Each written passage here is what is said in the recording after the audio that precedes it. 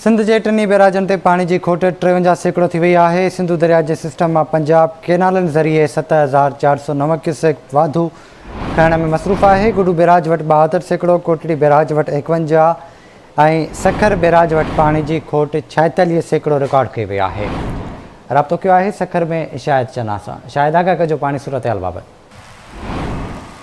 तो बिल्कुल सिंध के टिनी बैराजन से पानी की खोट 53 सैकड़ों का वधी वही है। सिंधु दरिया से पानी की खोट इन वक्त भी बरकरार है। सिंधु दरिया के सिस्टम में चश्मा झेलम केनाल और तोसा पंजद केनाल जरिए पंजाब 7,409 क्यूसेक वाधो पानी खणण जो इंकशाफ थियो है। गुडू बैराज से इन वक्त पानी की आमद जेका है वह 55,332 क्यूसेक और नेकाल जो है वो 46,115 क्यूसेक रिकॉर्ड किया वो है। गुडू बैराज से इन वक्त जो है वो 72.1 सैकड़ों जो है वह खोट रिकॉर्ड कई वही है। सखर बैराज से पानी की आमद 40,205 क्यूसेक और नेकाल जो है वो 15,300 क्यूसेक रिकॉर्ड कई वही है। सखर बैराज से 46.4 सैकड़ों पानी की खोट इन वक्त बरकरार है। जैसे कोटली बैराज से पानी की आमद इन वक्त 12,700 क्यूसेक और नेकाल जो है 125 क्यूसेक रिकॉर्ड किया हुआ है। कोटली बैराज से भी पानी की खोट